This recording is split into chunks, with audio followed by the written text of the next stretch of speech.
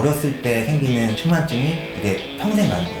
저희도 애들이 있는데 엑스레이는 계속 찍거든요. 네. 방사선이 좀 걱정이 된다고 하시는 분들도 있는데 아이들한테는 특히 더 영향이 적습니다. 다른 자세는 기본이라고 생각하시면 됩니다. 안녕하세요. 저는 광진구 자양동에서 노화재활의학과 소아청소년과를 운영하고 있는 재활의학과 의사 조정모입니다. 그리고 유튜브 채널 동네병원 안의사를 하고 있습니다. 그렇게 자세 교정만을 목적으로 재활의학과 올 수 있는 건가요? 예, 그렇게 오시는 분들도 있고 특히 이제 청소년기 측만증 같은 경우는 청소년기에 생기는 거거든요. 어렸을 때 생기는 측만증이 이게 평생 가는 거예요. 가역적이지가 않고 청소년기 측만증은 어렸을 때 생기면 이게 쭉 가는 거기 때문에 그거를 빠르게 이제 확인을 해서 개입을 해야지 성인이 됐을 때 이제 측만증이 없거나 이제 각도가 적어지는 그런 거를 이제 할 수 있기 때문에 이제 측만증 같은 경우는 청소년 같은 경우에는 좀 빨리 개입하는 게 필요합니다. 저희도 애들이 있는데 엑스레이는 계속 찍거든요. 네. 엑스레이가 사실은 교과서 보면은 1년에 한 번 찍으라고 돼 있고 이게 미국 교과서 기준이어가지고 사실 우리나라는 훨씬 더 비용도 적게 들고 그쵸. 그 다음에 병원이 많이 있어요. 그래서 전척추 엑스레이를 찍으면 모양을 확인할 수 있거든요.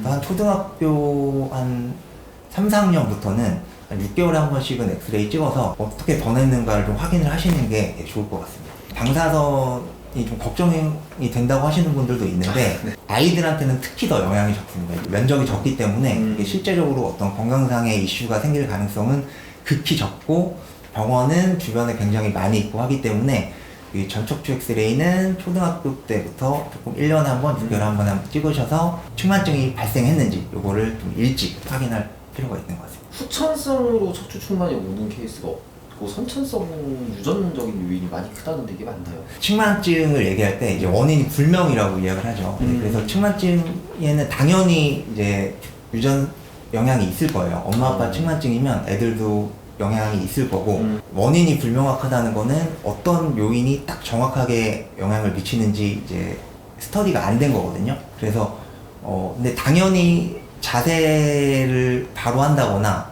이런 것들이 안 할 필요는 없는 거죠. 측만증의 위험도가 얼마나 연관이 됐느냐 이게 연구가 안 될 뿐이지 이거를 굳이 자세를 바로 하는 걸 안 할 필요는 없으니까 다른 자세는 이제 기본이라고 생각하시면 되겠습니다. 예방하려면 할 수는 있는 걸까요? 어느 정도는 악화를 좀 예방을 할 수는 있는데 이게 완전히 안 좋아지는 케이스는 병원에서 꼭 진료를 보셔야 돼요. 너무 안 좋아지는 케이스는 자켓을 입는다거나 아주 안 좋아지면 이게 그냥 모양뿐만 아니라 내과적으로도 문제가 생길 수 있거든요. 그래서 측만증의 경우에는 엑스레이를 꼭 찍어 보시고 그 다음에 병원에서 얼마나 안 좋아지는지를 계속 확인해 보시면 돼요.